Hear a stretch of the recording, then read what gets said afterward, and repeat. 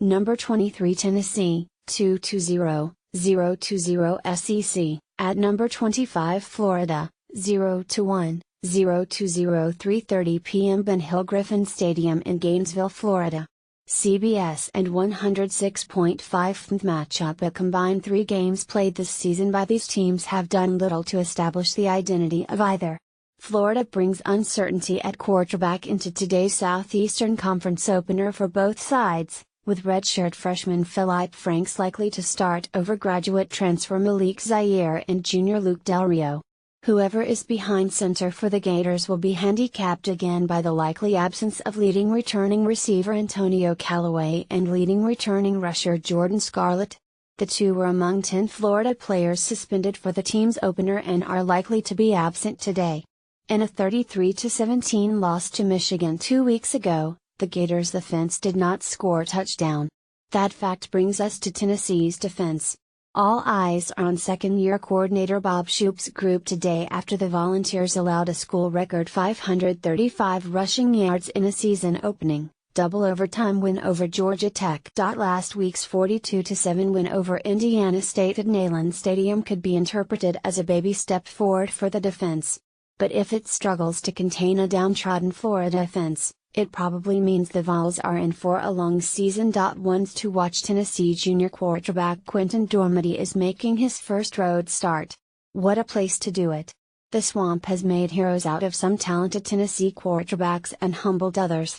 In 2013, redshirt freshman Nathan Peterman threw for 5 yards, 2 interceptions and no touchdowns on 11 passes while making his first career start in a 31-17 Tennessee loss. Peterman had talent. He transferred to Pittsburgh and was drafted by the Buffalo Bills this year, but debuting in the Swamp altered his Tennessee career in a bad way. Vols coach Butch Jones was asked this week what he likes to see from a quarterback making his first road start. Poise, calmness, leadership capabilities, Jones responded. He went on to say that great quarterbacks have the ability to lead their teams to victory even from behind on the road.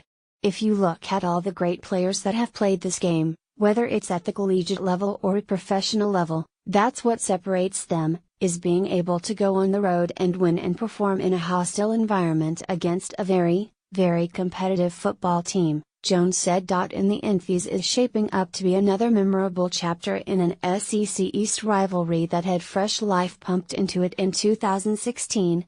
The Vols snapped an 11-game losing streak in the series last year in Knoxville, and now they want to end a 6-game losing streak in Gainesville. Florida knows the exact number of tackles it missed against Tennessee the past 2 seasons, 78, and the Gators did not appreciate when a photo surfaced this week of the Steve Spurrier statue on campus cradling a Power T flag.